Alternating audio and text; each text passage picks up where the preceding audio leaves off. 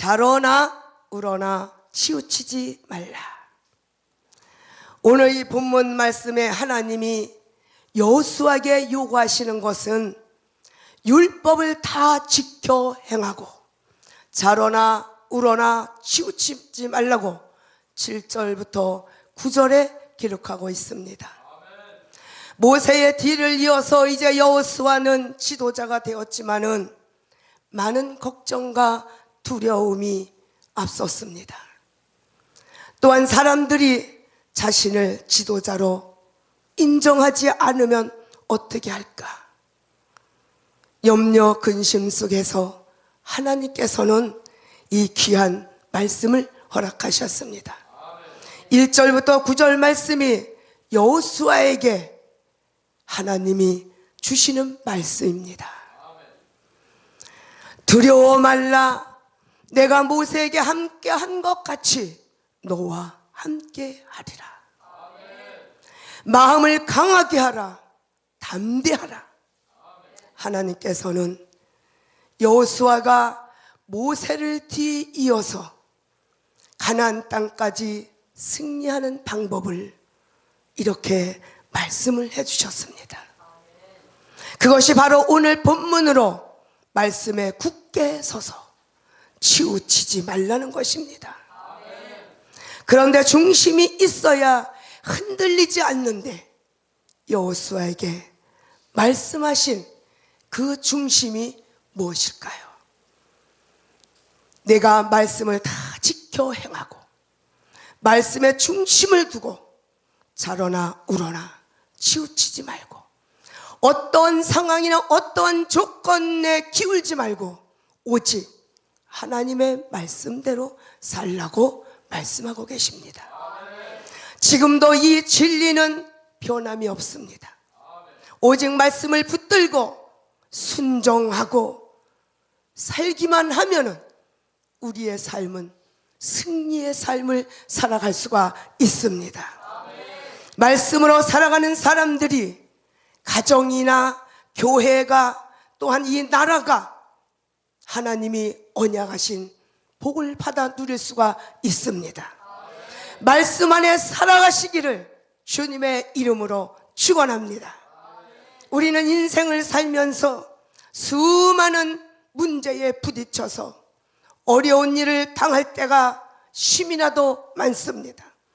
만약 우리의 생각과 지식과 수단과 방법을 동원해서 문제를 능히 해결할 수가 있다면 우리는 하나님 말씀에 순종하거나 하나님의 도움을 받을 필요가 없습니다. 그러나 인간은 한계를 가진 연약한 피조물이기에 우리를 지으신 창조자이시고 모든 불가능을 가능케 하시는 전지전능하신 하나님께 도우심을 받아야 됩니다. 하나님의 도우심을 받지 않고는 한순간도 살 수 없음을 우리는 고백하면서 어떠한 일이라도 어떤 삶 속에 산다 할지라도 모든 행사를 여호와께 맡기고 하나님께 도우심을 바라는 깨어있는 하나님의 사람들이 다 되어야 될 줄 믿습니다. 그것이 우리가 전능하신 하나님 말씀에 순종해야 하는 이유입니다. 성경 속의 인물들은 여러 인물들이 있지만은 한계에 부딪혀서 어떤 상황 속에서도 하나님 말씀에 순종해서 불가능한 문제를 해결받았습니다. 그러나 하나님의 말씀을 거역하고 인간의 방법을 따른 사람들은 모두 자기 한계 속에 갇혀서 하나님의 이적을 체험하지 못했습니다. 그러면 우리들은 전지전능하신 하나님에게 능력을 받아야 살아갈 수가 있습니다. 아니면 하나님의 한계 속에 무너져서 절망하고 좌절하고 한탄하면서 허우적거린 인생을 살아가야 되겠습니까? 자신의 한계를 벗어나 전능하신 하나님께 능력을 받아 살기를 원하신다라면 불가능을 가능케 하시는 하나님이 말씀하신 대로 순종하고 살아야 합니다. 내 생각대로 내 방법대로 살아가는 사람들은 본인의 삶을 책임져야 하지만은 전능하신 하나님 말씀대로 순종하고 사는 사람은 전능하신 하나님이 그 사람의 삶을 책임지십니다. 우리의 삶은 나의 삶이 아니라 주님의 삶입니다. 주님의 삶이기 때문에 나의 생각과 나의 수단과 방법을 동원하여 미련한 인생을 살아간다라면 우리는 실패할 수밖에 없습니다. 하나님의 도우심을 바라며 불가능을 가능케 하시고 모든 천지 만물을 창조하신 하나님, 무소부재하시고 우리와 늘 함께 임마누엘이 되신 여호와 하나님이 나와 함께 하심을 믿고 무시로 내 삶의 전폭을 맡기고 주님 앞에 늘 깨어 기도하는 삶을 살아가야 됩니다. 하나님이 하신 일을 신뢰할 때에 하나님이 역사하십니다. 인정할 때에 역사하십니다. 그것이 바로 믿음입니다. 이스라엘 백성들이 이제 애굽의 그 군대들이 죽이려고 막 뒤따라옵니다. 그들을 피해서 도망을 가다가 무엇을 만났습니까? 홍해로 가로막혔어요. 거기서 절망하고 있었다라면 그 진퇴양난에 빠진 그 공경 속에서 하나님을 의지하지 아니했다라면 이스라엘 민족들은 다 수장이 되었을 겁니다. 그러나 전지전능하신 하나님을 바라보고 도우심을 구하며 부르짖어 구했을 때에 하나님께서 역사를 이루신 것을 우리가 말씀을 통해 너무나 잘 알고 있지 않습니까? 전능하신 하나님의 말씀에 귀를 기울이고 하나님께서 말씀하시는 대로 순종했더니 바다를 육지처럼 건널 수가 있었다고 하셨습니다. 출애굽기 14장 21절로 22절 말씀에 모세가 바다 위로 손을 내어 민대 여호와께서 큰 동풍으로 밤새도록 바닷물을 물러가게 하시니 물이 갈라져 바다가 마른 땅이 된지라. 이스라엘 자손이 바다 가운데 육지로 행하고 물은 그들의 좌우에 벽이 되니. 할렐루야. 이런 전지전능하신 하나님, 불가능을 가능케 하시는 하나님, 인간이 도저히 이해할 수 없는, 상상도 할 수 없는 일을 이루시는 하나님이신데 우리는 무엇을 바라고 무엇을 믿고 이 광야 같은 세상에서 늘 힘에 겨워 허우적거리며 살아가고 있는지요? 그것은 바로 하나님을 믿지 못하기 때문입니다.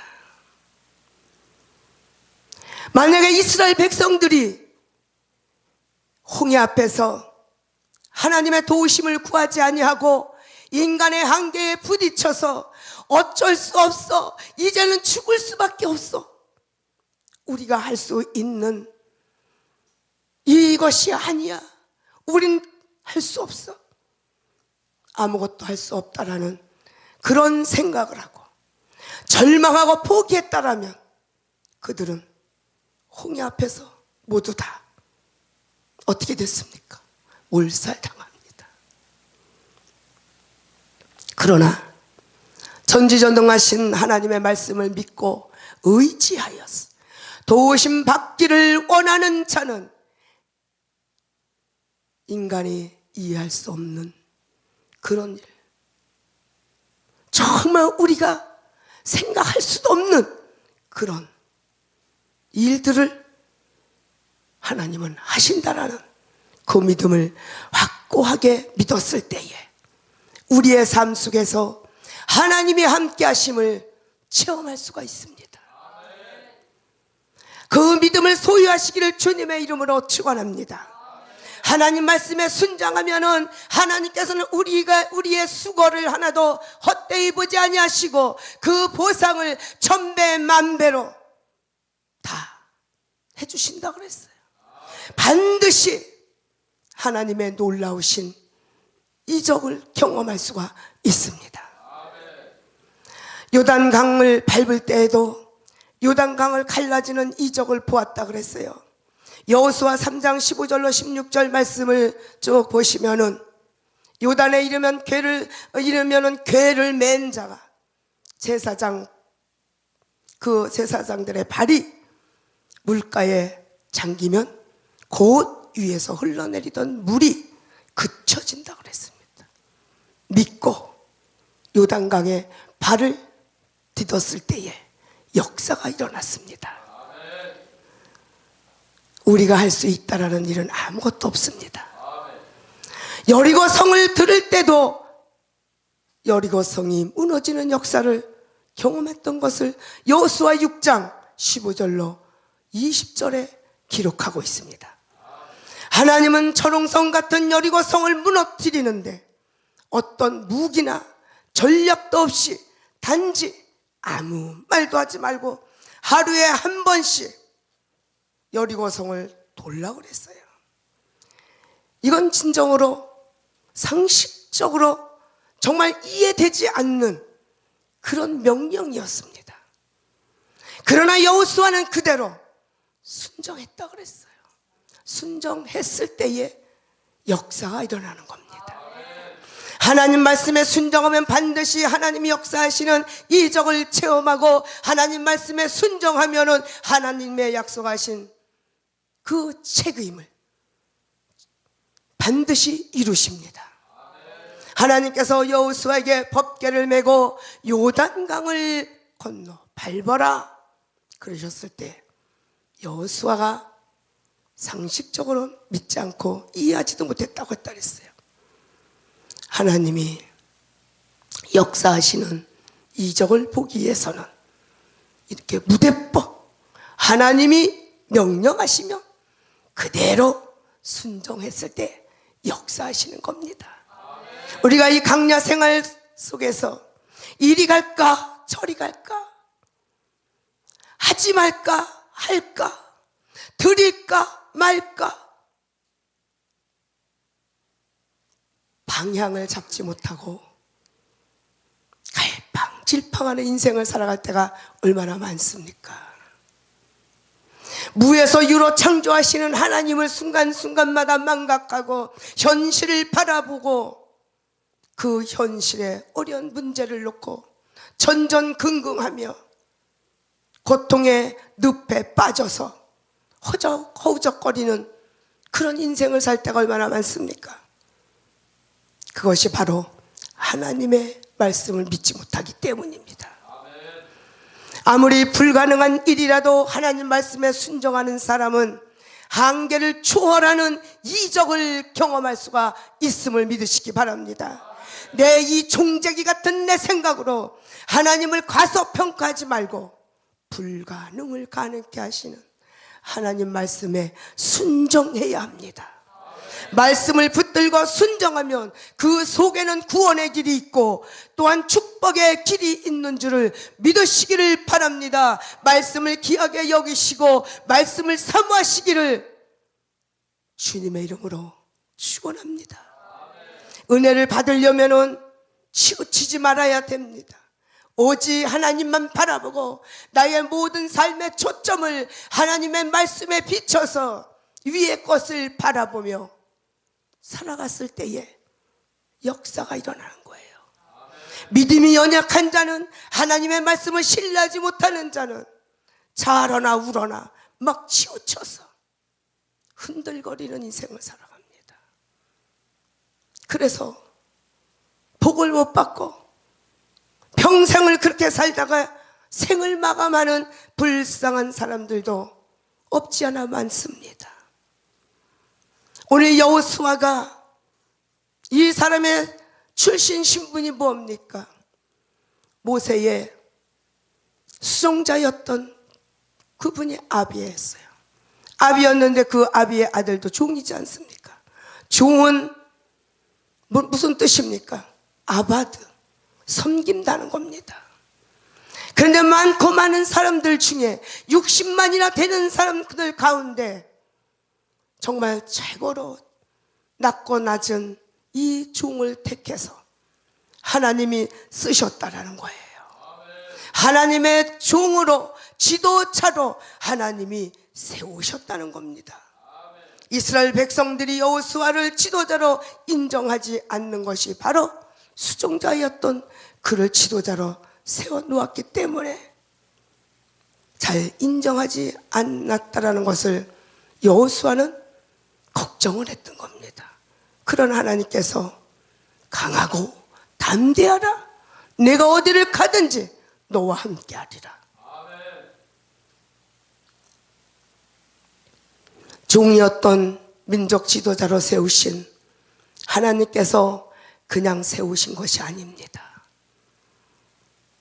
사람들도 여기저기서 아마 저 종이 무엇을 우리를 위해서 할 수 있을까?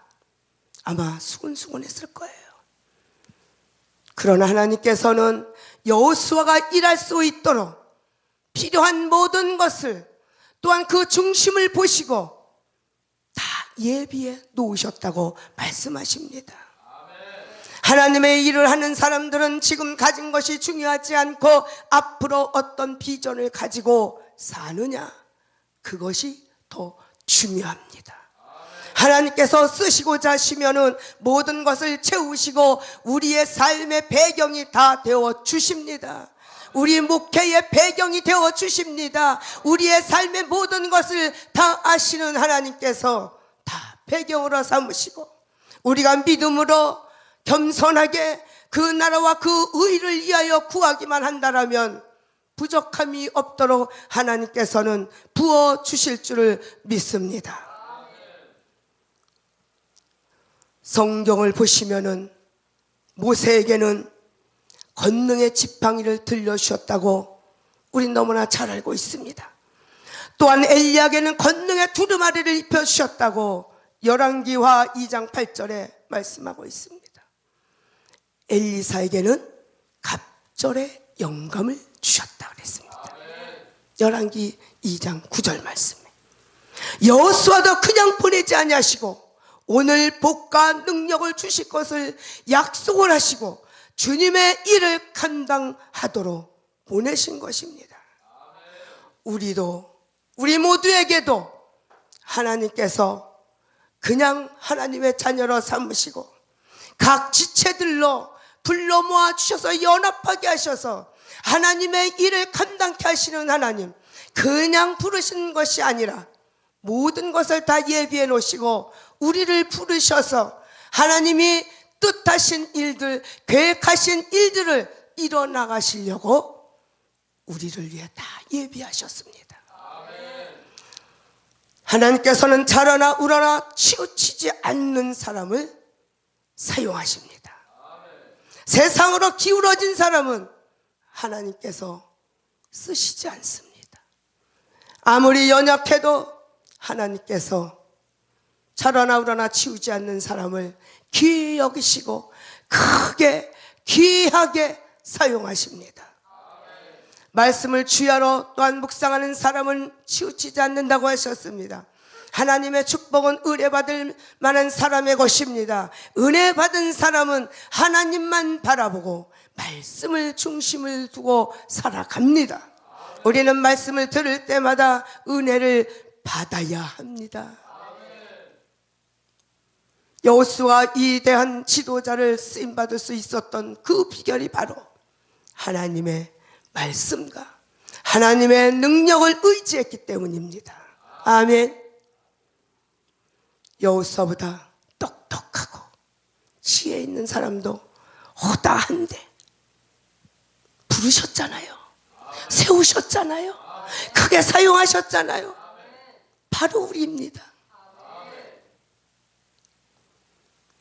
여호수아는 하나님 말씀에 굳게 서서 말씀 중심으로 이스라엘 백성들을 이끌어 나갈 지도자였기 때문에 하나님께서 모세를 친히 이끌어 가셨던 겁니다. 여호수아를 이끌어 가셨던 겁니다. 오늘도 여러분을 쓰시기 원하시며 복 주시기를 원하십니다. 하나님께서 쓰시는 사람에게는 형통하게 되는 은혜를 주신다고 7절에 말씀하고 있습니다. 인생 길이 평탄하게 되는 복을 받게 된다고 8절에 기록하고 있습니다. 여호와 하나님이 동행하셔서 지켜주시는 은혜를 입는다고 9절에 기록하고 있습니다. 하나님이 함께 하시는 사람은 세상 누가 함부로 건드릴 수가 없어요. 왜? 하나님의 사람이기 때문에. 사단도 건드릴 수가 없어요. 사단도 한 길로 왔다가 7길로 달아납니다. 아멘. 우리 어떤 사람입니까? 우리 모두는 어떤 사람입니까? 하나님 중심, 말씀 중심으로 살아서 인생이 형통케 돼야 되고, 또한 장애물이 평탄해지면 하나님이 함께 하시는 저와 여러분들이 되시기를 주님의 이름으로 간절히 축원합니다.